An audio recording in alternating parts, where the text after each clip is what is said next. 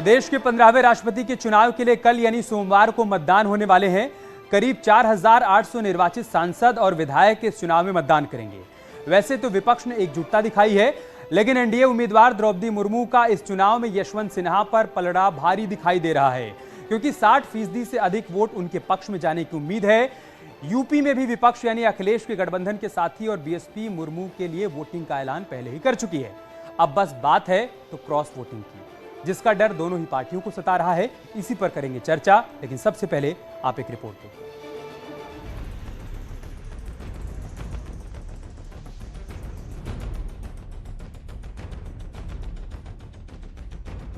राष्ट्रपति चुनाव की जंग, विपक्ष मुर्मू के संग। जो मतपत्र हैं यहीं पर राजधानी लखनऊ की विधान भवन के अंदर ही रखे गए हैं। साथ में जो है ये भी दिशा निर्देश दिए गए हैं कि मतदान होने के बाद तमाम मत पेटियां दिल्ली के लिए रवाना हो जाएंगी। फाइनली पूरे देश से जहां पर मतगणना वहीं पर होगी, मतगणना वहीं पर की जाएगी। पूरी तरह से बहन द्रौपदी मुर्मू ऐतिहासिक मतों से जीत करके आने वाली हैं और सर्वमान्य नेता बनकर के उभरी। एक भी वोट खराब ना हो, यही नहीं, पूरा एक एक वोट सब पड़ेगा और एक एक वोट खराब नहीं होगा। हम लोग एनडीए के उम्मीदवार राष्ट्रपति जी द्रौपदी मुर्मू जी जीतेंगे और राष्ट्रपति वही बनेंगे। इसमें कोई इफ बट शंका आशंका कुछ नहीं है।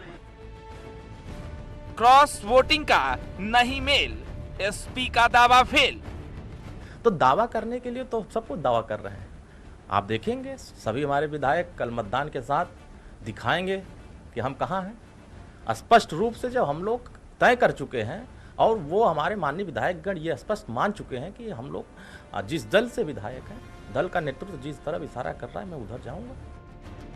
यशवंत सिन्हा को चुनौती, द्रौपदी मुर्मू की जीत तय।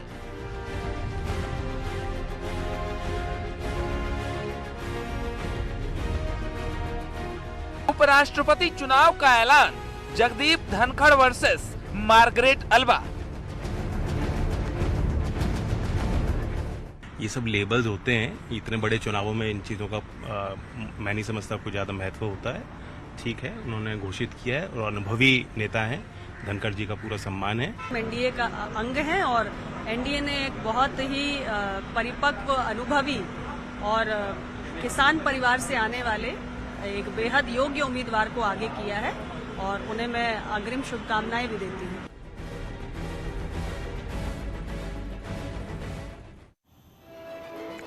और इसी मुद्दे पर चर्चा करने के लिए हमारे साथ खास मेहमान भी जुड़ चुके हैं। एसएन सिंह साहब हमारे साथ जुड़ चुके हैं, आप प्रवक्ता हैं भारतीय जनता पार्टी के। प्रोफेसर धर्मेंद्र यादव हमारे साथ जुड़ चुके हैं, प्रवक्ता हैं समाजवादी पार्टी के।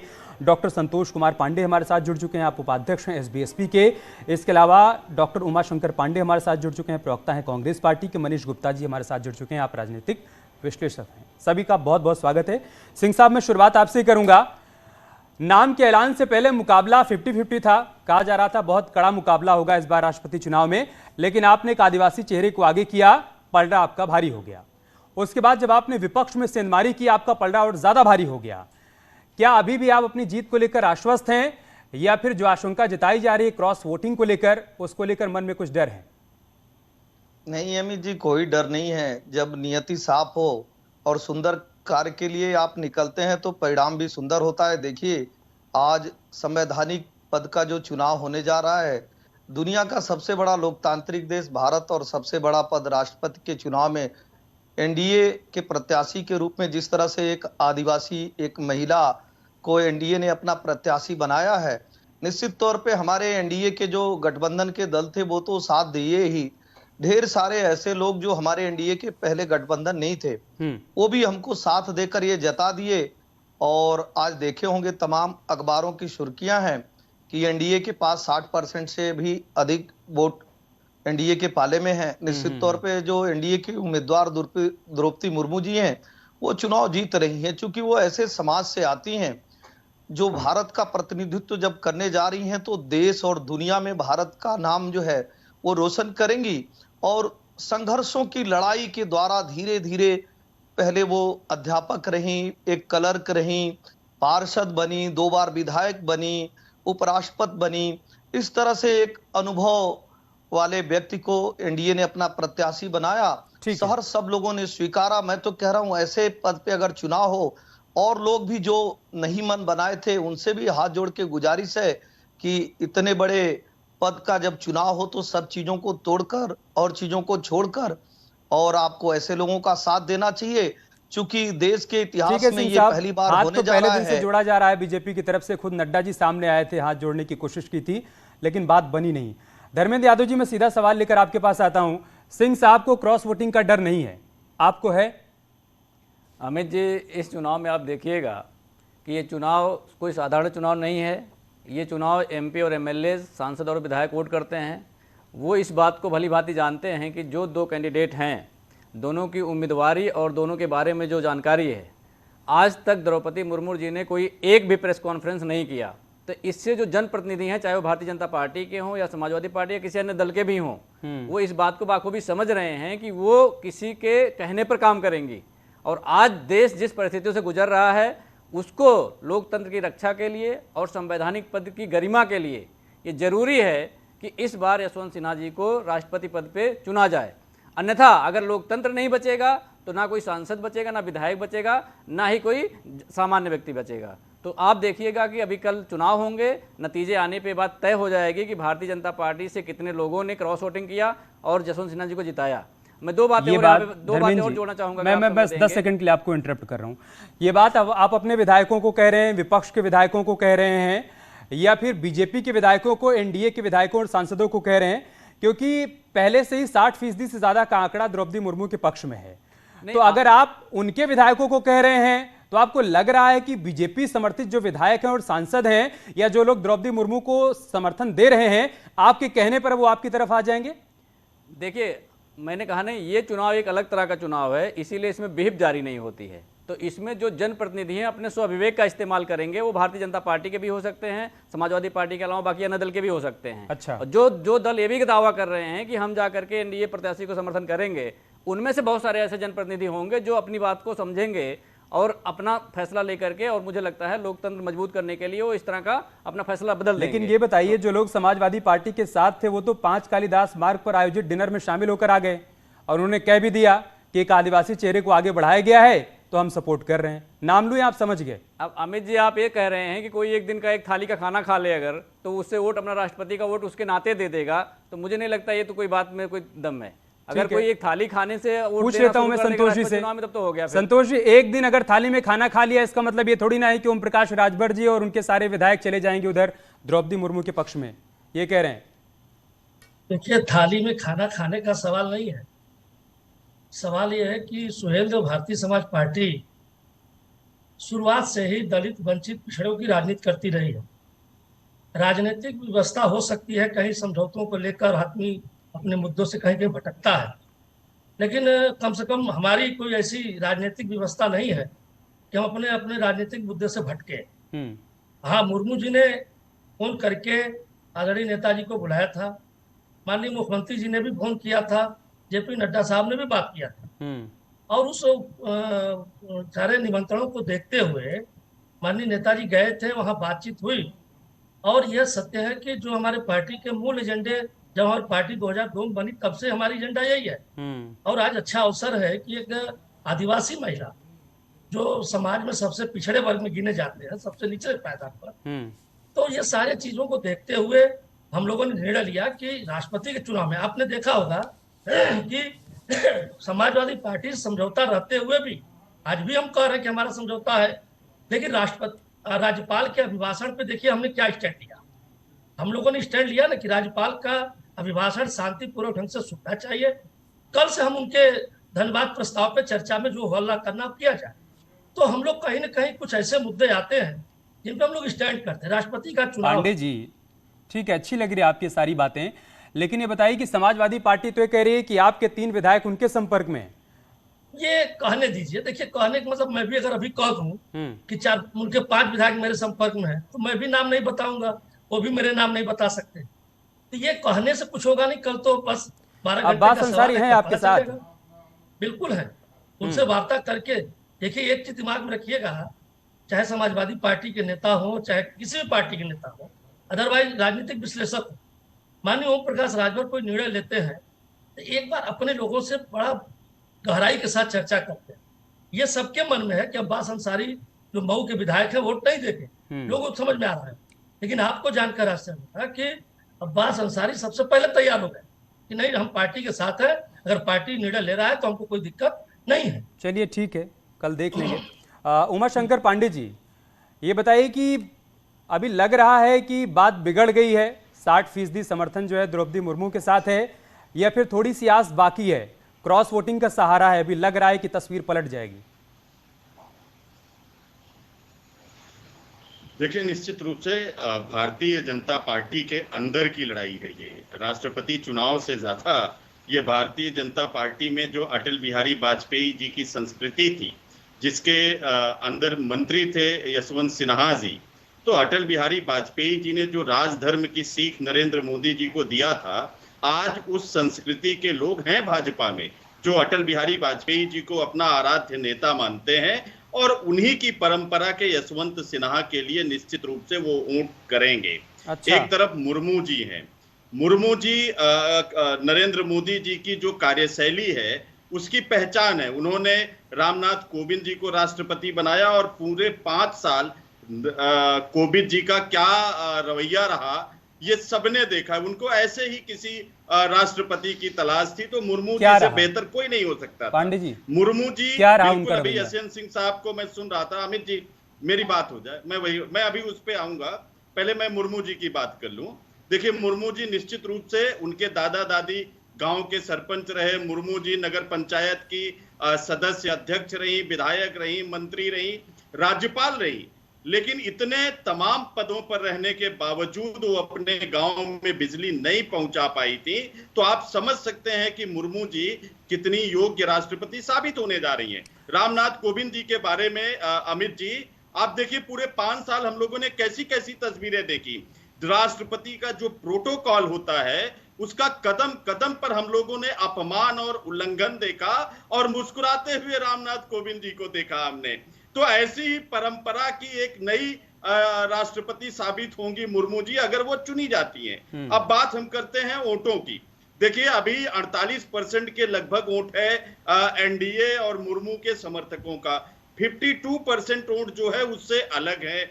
ऐसी स्थिति में जब अटल बिहारी वाजपेयी की संस्कृति के लोग अटल जी की को सम्मान देने के लिए, श्रद्धांजलि देने के लिए क्रॉस वोटिंग करके वो यशवंत सिन्हा जी को वोट देंगे, तो ये बहुत बड़ा गैप आ जाएगा। यही तो हम आपसे कह रहे थे ना कि अभी उम्मीद बाकी है क्या इसी आसरे आप लोग हैं कि क्रॉस वोटिंग हो जाएगी तो जीत हो जाएगी? लेकिन आपने जो बात कही ना कि द्रौपदी मुर्मू तमाम पदों पर रही, उसके बावजूद अपने गांव में विकास नहीं कर पाई, तो इस पर तो बीजेपी सवाल पूछ लेगी ना कि अमेठी में राहुल गांधी की हार क्यों हो गई भाई? 10 साल तक कांग्रेस पार्टी सत्ता में रही, उसके बावजूद वहां पर उनकी हार हो गई, इसका मतलब है कि काम नहीं किया था तभी तो हार हो गई। लेकिन एक मैं क्रॉस इस पर रिएक्शन ले लेता हूं पहले एसएन सिंह साहब से, उसके बाद मनीष जी मैं आपके पास आऊंगा। सिंह साहब, ये बताइए, वो ये कह रहे हैं कि एक प्रकार से डमी राष्ट्रपति होने जा रही है द्रौपदी मुर्मू, ये पांडे जी का कहना है। निश्चित तौर पे पांडे जी तो कहेंगे ही, क्योंकि पांडे जी के जो बड़े नेता हैं राहुल गांधी जी भी आलू से सोना पैदा करते हैं और संस्कारों की बात करते हैं। आदरणीय मनमोहन सिंह साहब प्रधानमंत्री हैं और उनके कागज को लेकर पार्लियामेंट में फाड़ देने का कार्य करते हैं। और आप देखे होंगे कि मनमोहन सिंह के बारे में क्या क्या कहा जाता था कि सोनिया गांधी जी की स्टंप है कि नहीं। आप सुन लीजिए, आपने कहा कि मैं तो आपके बीच में नहीं बोलूंगा, अब क्यों तकलीफ होने लगी, अब सुनते जाइए। मैं वही बता रहा हूँ। तीसरी बात, इनको जानकारी ये भी नहीं कि अभी भी 48 और 52 है कि नहीं है। बीजू जनता दल जब समर्थन दे दिया और 30,000 मत तो अकेले उसके आ गए, 11,000 मत तो चाहिए था जब हम नॉमिनेशन किए थे उस दिन। पांडे जी, तो जब इनको यही ये कांग्रेस पार्टी की प्रेस कॉन्फ्रेंस नहीं है ना, आपकी बारी आएगी तो आप बोलिएगा, उसके बाद जो करवाना होगा आपको वो करवाइएगा, पहले उनको सुन लीजिए, उसके बाद अमित जी क्या ये झूठ देखिए फैलाएंगे क्या? जिसको आप जवाब दे दीजिएगा ना, उनके झूठ का आप जवाब दे दीजिएगा, पहले सुन लीजिए। आपने भाई, आपने गंभीर आरोप लगाया कि 5 साल तक रामनाथ कोविंद डमी राष्ट्रपति रहे और द्रौपदी मुर्मू का भी वही हाल होगा, उस पर वो जवाब दे रहे हैं, सुन तो लीजिए, उसके बाद जो करवाना होगा करवाइएगा। सिंह साहब जल्दी पूरी करिए। सुन लीजिए, डमी ये कहा जाता है, कपिल सिब्बल साहब कहते हैं जब तक राहुल गांधी जी रहेंगे निश्चित तौर पे कांग्रेस एक डमी कैंडिडेट के तौर पे देखेगी राहुल गांधी जी को, और डमी कैंडिडेट के रूप में मनमोहन सिंह साहब को उतार के 10 साल राज किए लो। माना जाता था कि सोनिया गांधी जी राज कर रही हैं और सेकंड नंबर पे अगर कोई है तो अहमद पटेल साहब हैं। भारतीय जनता पार्टी इस तरह कार्य नहीं करती है, पहली बात। दूसरी बात, अमित जी ये गणना ही नहीं कर पा रहे हैं, पहले दिन वाली गणना करके बैठे हैं। 48 और 52 तब था जब हमें बीजू जनता दल ने समर्थन नहीं दिया था, जब हमें YSR ने समर्थन नहीं दिया था, BSP ने समर्थन नहीं दिया था, AIDMK, JDS, Telugu Desam party, TDP, Akali Dal, Shiv Sena ने समर्थन नहीं दिया था।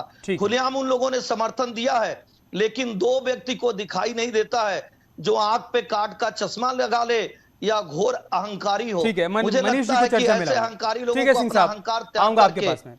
मनीष जी, आपको जो कहना है अपनी बात रखिएगा, लेकिन उमाशंकर पांडे का यह कहना है कि देखिए, अटल बिहारी वाजपेयी की सरकार में यशवंत सिन्हा मंत्री थे, आज वो बीजेपी से अलग भले हो गए हैं, लेकिन उस विचारधारा के विधायक और सांसद आज भी उनके साथ हैं, लिहाजा उनको क्रॉस वोटिंग को लेकर बहुत बड़ी उम्मीद है। मनीष गुप्ता जी। पांडे जी बेहद लर्नेड आदमी हैं। मैं बस ये पूछना चाह रहा हूं पांडे जी के प्रश्न में कि जिस तरीके से बीजेपी ने जगदीप धनखड़ को उपराष्ट्रपति पद का उम्मीदवार बनाया है और वो कांग्रेस के नेता रहे हैं, तो क्या, और राजस्थान के हैं, तो क्या राजस्थान कांग्रेस में फूट पड़ जाएगी और राजस्थान से कांग्रेस से जाटों के सब वोट कांग्रेस को छोड़कर उपराष्ट्रपति पद के लिए जगदीप धनखड़ को मिल जाएंगे? आप बता दीजिए। आप तो ना बोलेंगे, मैं भी बात को मानता हूं कि हाँ वो नहीं मिलेंगे, है ना। ऐसे ही जब कोई व्यक्ति पार्टी बदल लेता है, अपनी विचारधारा त्याग देता है, तो वो त्याज्य हो जाता है। आप याद करिए, गोविंदाचार्य बीजेपी के लिए काम करते थे, RSS के, लेकिन जब वो त्याज्य हो गए तो खत्म हो गए। बलराज मधोक त्याज्य हो गए, खत्म हो गए। संजय निरुपम को आप कहां लोगे? कांग्रेस के, शिवसेना के हैं ये। और शरद पवार कौन है भाई? वो भी पुराने कांग्रेसी हैं। जो व्यक्ति पहले किसी पार्टी में था तो उसका क्या है। अब चूंकि आप पे आज कुछ कहने के लिए नहीं है, तो सिर्फ ये रिश्तेदारी निकाल रहे हो। अटल बिहारी वाजपेयी से रिश्तेदारी थी। अटल बिहारी वाजपेयी का परिवार नहीं था, उन्होंने परिवार के लिए कुछ नहीं किया, तो अपने सहयोगियों के लिए वो कुछ करने वाले थे? नहीं। सबको अपनी अपनी राह बनानी है, और यशवंत सिन्हा की राह कठिन है। अमित जी, ठीक है, अमित और जी, कम से कम एक और बात सुनिए, ये भाजपा के इतने प्रवक्ता आप दिखा देते हैं और मेरा समय सबसे कम कर देते हैं, ये अन्याय है। मनमोहन सिंह के पार्टी के नेता ऐसी बात ना करें तो मैं आ रहा हूं आपके पास ही आ रहा हूं, पांडे जी आ रहा हूं आपके पास। उनकी बात सुन लीजिए ना। उन्होंने एक वैलिड क्वेश्चन उठाया है, पता नहीं आपने उसको सुना है नहीं, नोट किया नहीं। उन्होंने कहा कि जगदीप धनखड़ भी पहले कांग्रेस में थे, तो क्या बीजेपी ये मान ले कि कांग्रेस में भी फूट पड़ जाएगी, क्रॉस वोटिंग हो जाएगी उपराष्ट्रपति के चुनाव में? अब आप जवाब दीजिए पांडे जी। हाँ, पहली बात तो ये जो फेंकू व्यक्ति है, जिसकी इंटायर पॉलिटिकल साइंस की डिग्री है, जो तक्षशिला को जो है पटना में स्थापित कर देता है, और जो गुरु नानक, कबीर सबको एक साथ बिठा के सत्संग कराते हैं, जिनका वो राडार जो है वो बादलों में छिप जाता है, जो बगैर आमंत्रण निमंत्रण बिरयानी खाने, बर्थडे मनाने, केक काटने पाकिस्तान चले जाते हैं, जो ISI को पठानकोट में बुला देते हैं, उनके बारे में क्या जाकर नहीं करते हैं, इटली में नहीं करते हैं, इटली में नहीं करते हैं। सुनिए, राहुल गांधी के बारे में बात करो, वो कहां है? सिखों का देश में एक विदेश में सिखों का देश में रहते नहीं, इनके लिए आप ये शोर मचा रहे हैं। आ रहा हूं धर्मेंद्र जी, आ रहा हूं मान लीजिए भाई, सिखों का क्यों चले जाते हैं? मान लीजिए, हिंदुओं राहुल गांधी देश से ज्यादा विदेश में रहते हैं, और उनका आप लोग घूमते हैं। कभी आपने पूछा राहुल गांधी विदेश क्यों गए हैं?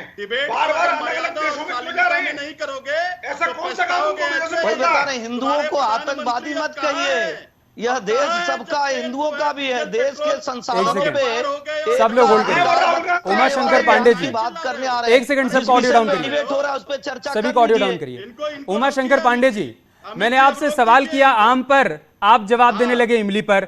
सीधा सवाल किया मनीष गुप्ता ने यहां पर कि ये बताइए, अगर आपको ये उम्मीद है, अब आप सुन लीजिए, सुनेंगे तभी तो जवाब देंगे।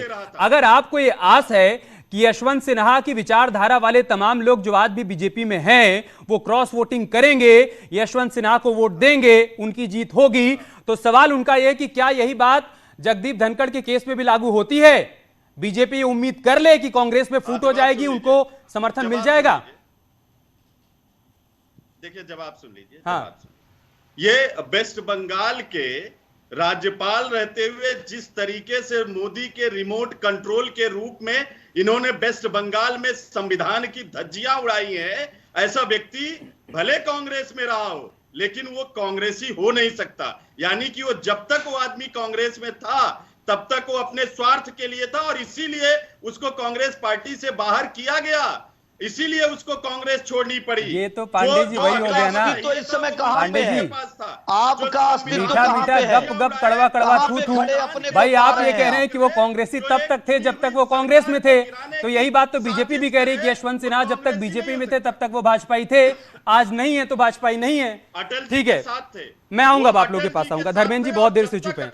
धर्मेंद्र यादव जी बताइए, देखिए पहले तो ये था कि तस्वीर साफ नहीं थी, ना शिवसेना द्रौपदी मुर्मू का समर्थन कर रही थी, ना जेएमएम की तरफ से समर्थन किया जा रहा था, ना एसबीएसपी की तरफ से समर्थन किया जा रहा था, ना राजा भैया की पार्टी समर्थन कर रही थी, ना शिवपाल यादव समर्थन कर रहे थे।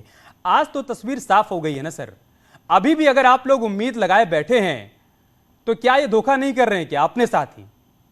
अमित जी, आपने जितनी पार्टी का नाम लिया है उन सारी पार्टियों के जोड़ के जितनी पार्टियां हैं उतने विधायक नहीं उनके पास, तो आप इसको पहले नंबर को समझिए। दूसरी बात मैंने कहा कि ये चुनाव अलग तरह का चुनाव है, इसलिए इसमें विहिप जारी नहीं होती है। हर कैंडिडेट के क्रेडेंशियल को लोग चेक करते हैं। अब मुर्मू जी की रही बात, दो तरह से मैं कर दूं। एक तो विकास की बात, अगर ये भारत को आगे ले जा सकती हैं तो विकास करेंगी तो आगे ले जाएंगी। तो इनका जो इतिहास है पीछे को आप देख लीजिए कि इतने पदों पर मतलब राज्यपाल जैसे पद पर रहने के बाद भी गाँव में बिजली नहीं पहुँचा पाए, और भारतीय जनता पार्टी ने पता नहीं कितने गाँव में बिजली पहुँचा दी है, उसकी संख्या भी करोड़ों में बता देंगे लोग, लेकिन वहाँ नहीं पहुँचा पाएंगे। अभी उसमें मैं नहीं जा रहा हूँ। दूसरी बात कहना चाह रहा हूं कि मुर्मू जी अगर आदिवासी हैं, ये कहते हैं कि आदिवासी हैं और महिला हैं, तो मैं आपको बता दूं कि इसी सरकार में जो ग्रॉस इनरोलमेंट रेशियो है आदिवासी महिला का, वो 1 से बहुत नीचे आ गया है बीजेपी की सरकार में। उसके लिए कुछ नहीं किया इन्होंने। तो अगर आप इनके आदिवासी होने के परसेप्शन को समझेंगे तो आप देखेंगे कि ये आदिवासी होने के बाद भी 2 जनवरी 2006 को जो टाटा स्टील प्लांट का प्रोटेस्ट हुआ था उसमें 13 आदिवासियों को भून दिया गया था और वो उसमें मंत्री थी। तो वो अपने आदिवासियों के साथ एक शब्द बोल नहीं सकी कि ये आदिवासियों के साथ अन्याय हो रहा है, बजाय इसके बीजेडी और बीजेपी सरकार के साथ खड़ी मिली हो।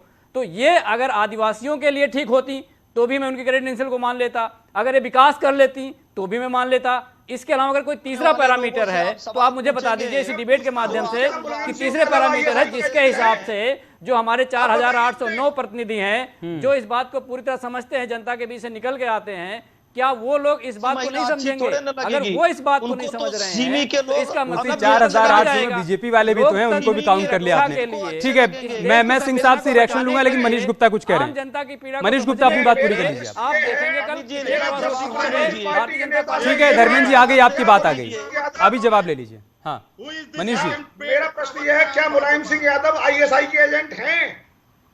और अगर एजेंट नहीं है तो ये आरोप लगाने वाले यशवंत सिन्हा का सपोर्ट कैसे करते हैं? मुझे बताइए, क्या मुलायम सिंह यादव आईएसआई के एजेंट हैं? क्लियर करिए। धर्मेंद्र जी, आप जल्दी से अगर जवाब देना चाहें इस पर। उनका यह कहना है कि देखिए शिवपाल यादव ने भी कहा था कि यशवंत सिन्हा ने तो गंभीर आरोप लगाया था मुलायम सिंह यादव जी के ऊपर, और आज अखिलेश उनके समर्थन में। मनीष गुप्ता जी अगर समाजवाद को पढ़ लेते 1-2 मिनट निकाल के तो इनको पता चल जाता कि समाजवाद है क्या। वसुधैव कुटुंबकम की भावना समाजवाद है। कोई किसी के ऊपर आरोप लगा दे, आरोप लगा के तो कोई कुछ नहीं कह सकता। मैं कह दूं आप चोर हैं तो क्या आप चोर हो जाओगे? मैं इस बात को मैं मान लूं कि आप चोर हैं। नहीं, आप मुझे बताइए, आरोप लगा दिया तो इसका मतलब क्या हुआ? अगर सुबह का भूला हुआ शाम को घर वापस आ जाए तो कोई बुराई है क्या उसमें? अगर सुबह का भूला हुआ शाम को माफ कर दिया उन्होंने, वो कह रहे हैं यशवंत सिन्हा जी सुबह भूल गए थे, शाम को वापस आ गए तो हमने माफ कर दिया।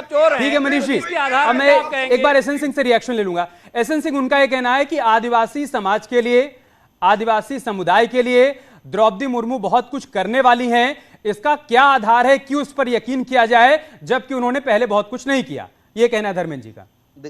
देखिए, धर्मेंद्र जी तो कहेंगे ही, धर्मेंद्र जी का तो कार्य है सिर्फ सवाल उठाना, और धर्मेंद्र जी के नेता जो है ऐसे ऐसे सवाल उठाते हैं। तो सुन लीजिए, अब मैं बता रहे हैं जो काम उन्होंने किया है, धर्मेंद्र जी सुन लीजिए, अब सुन लीजिए। इनके नेता तो ऐसे सवाल उठाते हैं, वो तो कहेंगे, अरे सुन तो लीजिए भाई, अब सुन लीजिए, वो ऐसा कार्य नहीं करेगी। पूरा देश सुन रहा है, राष्ट्रपति का चुनाव है, सारा देश दे रहा है, सिमी का साथ देने वाले बता रहे धर्मेंद्र जी, बता रहे, सुन लीजिए ना, सुनिए उनकी बात पूरी सुन लेंगे तभी तो आप क्रॉस क्वेश्चन कर पाएंगे ना। सुन लीजिए। दसियों सरगनाओं को टिकट देने वाले, अरे पहले राष्ट्रपति चुनाव की बात कर लीजिए आप। मुर्मू जी ने आदिवासियों के लिए क्या किया है वो बता दीजिए। मुर्मू जी के गांव में बिजली नहीं पहुंची है, आपको बता दीजिए कि इतना बड़ा कद होने के बाद ग्राम पंचायत से चल के राज्यपाल बनने तक का सफर, उसके बाद गांव में बिजली पहुंची नहीं, तो देश के लिए क्या करेंगे? जो एक प्रेस कॉन्फ्रेंस नहीं कर सकता चुनाव से पहले, ऐसे नेता को अगर आप राष्ट्रपति बनाएंगे तो इस देश का नाक कटेगा, इसके बाद कुछ नहीं होगा। मैं आपको बता दे रहा हूं, आपके रबर बिजली के हमेशा काम करेंगे और कोई बिजली नहीं है, बाकी देश के सभी जगहों पे बिजली है। आप सुनिए, आपके पीछे देखिए अमित जी, आप इसलिए नहीं पसंद आएगा, दलितों पे सबसे ज्यादा अत्याचार किसकी सरकार पे होता है? अगर प्रेस कॉन्फ्रेंस कर दे तो मान जाऊंगा, अपने दावे बता दें कि हम समाज के लिए क्या करेंगे, दलित समाज के लिए क्या करेंगे। ऐसे कुछ समझ में नहीं आएगा धर्मेंद्र जी। देखिए दोनों लगातार बोलेंगे, आपका सवाल आ गया था, आपने जवाब सुना ही नहीं। उन्होंने कह दिया कि उनके गांव में बिजली है, अब अगर आपके पास कोई सबूत होता तो आप वो पेश करिए। ऐसे दोनों लोग एक साथ बोलेंगे तो लोग कुछ नहीं समझ पाएंगे ना। मैं कह रहा हूँ पूरे देश में सैफई को छोड़कर और इटावा को छोड़कर सभी जगह बिजली है। आप एक जगह ये डिबेट इसलिए हो रही है कि कल राष्ट्रपति का चुनाव है और दो प्रत्याशी हैं। मैं आपसे पूछ रहा हूँ कि जो द्रौपदी मुर्मू जी हैं वो आदिवासियों के लिए अभी तक क्या किया है? मैंने बताया 13 लोगों का कत्लेआम हो गया था और वो मंत्री थी, उसके बाद उन्होंने कुछ नहीं किया। अगर वो एक निंदा भी कर देती उनके लिए आदिवासियों के साथ खड़े होकर तो मान लेता कि वो कुछ कर सकते हैं, लेकिन उन्होंने कुछ नहीं किया। संतोष पांडे जी बहुत देर से चुप हैं, उनके पास जाऊंगा, आप लोग होल्ड करिए अभी। संतोष पांडे जी अब ये बताइए कि देखिए राष्ट्रपति चुनाव में तो आप लोगों ने सपोर्ट कर दिया एनडीए उम्मीदवार को, अभी आगे गठबंधन का होगा क्या?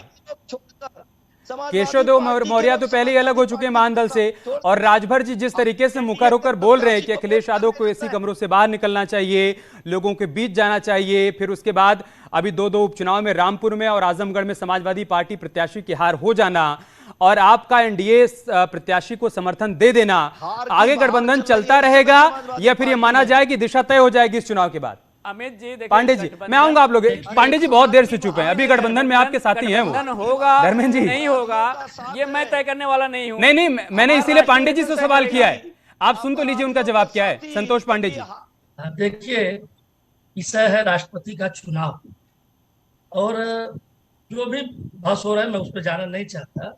सारे बहस विषयांतर हैं। आज के तारीख में किसी भी दल के बारे में और किसी नेता के बारे में कुछ भी कह देना आसान। चर्चाएं बहुत होती हैं, कल कांग्रेस में हम थे तो अच्छा, आज यहाँ है तो खराब, कल वहां थे तो अच्छा, यहाँ तो खराब, यहाँ है तो अच्छा, वहां गए तो खराब। ये सारे विषय चर्चा के नहीं है। हाँ। मूल चीज जैसे आपने एक प्रश्न किया कि गठबंधन रहेगा कि, देखिए बहुत साफ आपने प्रश्न भी किया, उत्तर भी स्वतः आपने भी दिया, लेकिन उसकी मैं चर्चा कर। अभी हम लोगों ने एक निर्णय लिया है कि राष्ट्रपति के चुनाव में एनडीए के उम्मीदवार। आपका सिग्नल नहीं आ रहा है पांडे जी, हम कोशिश करेंगे उसको दुरुस्त करने की। मैं उमाशंकर पांडे जी के पास जाऊंगा। उमाशंकर जी देखिए, शिवसेना ने भी द्रौपदी मुर्मू के समर्थन का ऐलान कर दिया, जेएमएम ने भी कर दिया, एसबीएसपी ने कर दिया, राजा भैया की पार्टी ने कर दिया, शिवपाल यादव समाजवादी पार्टी के विधायक हैं लेकिन उन्होंने भी कर दिया। अब बात यह आती है कि ममता बनर्जी जिन्होंने यशवंत सिन्हा के नाम को आगे बढ़ाया, उन्होंने भी मुखर होकर उनको लेकर अपनी बात नहीं रखी। क्या उनके मन में भी इस बात का डर आ गया क्या कि द्रौपदी मुर्मू एक आदिवासी चेहरा है, उड़ीसा में एक बड़ी आबादी है, पश्चिम बंगाल में एक बड़ी आबादी आदिवासियों की है, मध्य प्रदेश में है, छत्तीसगढ़ में है, झारखंड में है, आगे नुकसान हो सकता है तो बेहतर है कि चुप हो जाए। क्या वो डर बैठ गया क्या? देखिए, ये आपका एनालिसिस है और आपको एनालिसिस करने का पूरा अधिकार है और सब ये जानते हैं कि ममता बनर्जी जी ने ही इनका नाम आगे बढ़ाया है, तो इसलिए उस पर आपका जो कयास है वो सरासर गलत है। और अभी नहीं, अगर उसके बाद उन्होंने मुखरता से कहीं बात रखी तो आप बताइए, हो सकता है मेरी जानकारी में ना हो ना पांडे जी, तभी तो मैं आपसे पूछ रहा हूँ। ये इसका क्या मतलब है? वो चुनाव लड़ा रही हैं इसमें? नहीं अमित जी, आप ऐसी बात मत करिए, आप इंतजार करिए। पूरा एनडीए द्रौपदी मुर्मू जी के साथ है, आज उनका बाकायदा स्वागत भी किया गया, वेलकम किया गया, और नाम आगे बढ़ाने के बाद कहीं पर भी नजर नहीं आई ममता बनर्जी जी यशवंत सिन्हा के साथ। क्या देखिए, ये ठीक तरीका नहीं अमित जी, आप मुझे बोलने दीजिए। आपका प्रश्न सर, मैं सवाल ही तो कर रहा हूं। अब अगर सवाल करना गलत है तो आप कहिए, मैं नहीं करूंगा, चुप हो जाऊंगा। सुन ली, नहीं आप सवाल करिए, लेकिन जब मैं बोलने लगूं तब हस्तक्षेप नहीं, यही तो कह रहा हूं, करेक्शन कर दीजिए। अगर आपको लग रहा है कि मेरी जानकारी में नहीं तो आप बता दीजिए ना, ये कह रहा हूं मैं। नहीं, मैं आपको कह रहा हूं कि हम एकजुट हैं और यशवंत सिन्हा जी चुनाव जीतेंगे। दूसरी बात, यशवंत सिंह साहब और आप बार बार आदिवासी कह रहे हैं, शायद आप लोग भूल रहे हैं कि भारतीय जनता पार्टी की जो संसदीय प्रणाली है, जिसका उन्होंने एक अध्यक्ष बनाया, वहां से आदिवासी शब्द को असंसदीय घोषित कर दिया गया। तो ये भी मेरा निवेदन है कि असंसदीय शब्दों का प्रयोग आप और आपके भाजपा के प्रवक्ता ना करें। दूसरा, बिजली की बात आई, गांव में बिजली नहीं गई। मैंने आपको पहले ही कहा, क्या भारतीय जनता पार्टी इस झूठ पर जवाब देगी कि ये तो कह रहे थे कि उन्होंने पूरे देश में बिजली पहुंचा दी और अपने ही गवर्नर के यहाँ गांव में वो बिजली नहीं पहुंचा पाए थे? क्या ये उनके झूठ का पर्दाफाश नहीं है? दूसरी दो बातें। तीसरी बात, देखिए, बलराज मधोक को हटाने का काम किसने किया था? आडवाणी जी ने, जो आडवाणी जी को राजनीति में लाए थे। और उस आडवाणी को हटाने का काम किसने किया? नरेंद्र मोदी जी। जिनको बनाने का काम किसने किया था? आडवाणी जी। तो ये जो मुगल कालीन परंपरा है नरेंद्र मोदी जी का, उसी परंपरा से बनाई हुई पार्टी जिस विषय में चर्चा हो रही है, पांडे जी पता नहीं आपको पता है नहीं, तो मुर्मी मार्गरेट अलवा को कांग्रेस पार्टी ने महासचिव के पद से हटा दिया था। एक बार जब उन्होंने ऐसे कुछ अपने मन की बात कह दी थी तो उनको भी महासचिव के पद से हटा दिया गया था। हमारे पास आखिरी के कुछ मिनट है, मैं संतोष पांडे जी को चर्चा में लाऊंगा, उनका सिग्नल आ गया है। पांडे जी अपनी बात पूरी कर लीजिए और साथ ही साथ आगे गठबंधन की क्या दिशा और दशा रहने वाली है वो भी साफ कर दीजिए, फिर हम खत्म करेंगे। पांडे जी। हाँ, तो अमित जी, कल के चुनाव के बाद, राष्ट्रपति के चुनाव के परिणाम के बाद, आपको लगता है कि माननीय अखिलेश यादव जी अगर मुझे साथ रखेंगे तो उनके साथ हैं। ये निर्णय समाजवादी पार्टी को लेना है। ओम प्रकाश राजभर को साथ रखते हैं कि नहीं रखते? नहीं रखेंगे तो हम नहीं रहेंगे, और साथ रखेंगे तो हम साथ। चलिए, बहुत शुक्रिया आप सभी का हमारे साथ जुड़ने के लिए, चर्चा में शामिल होने के लिए। तो सवाल यही है कि अभी भी विपक्ष को उम्मीद है क्रॉस वोटिंग की, उसको ये आस है कि क्रॉस वोटिंग होगी, यशवंत सिन्हा की जीत होगी। लेकिन फिलहाल अभी तक जो नंबर सामने आ रहे हैं उसके मुताबिक 60% से ज्यादा वोट द्रौपदी मुर्मू के पक्ष में जा रहे हैं। आगे नतीजे क्या होंगे उस पर हमारी नजर बनी रहेगी। बहुत बहुत शुक्रिया आप सभी का हमारे साथ जुड़ने के लिए, चर्चा में शामिल होने के लिए।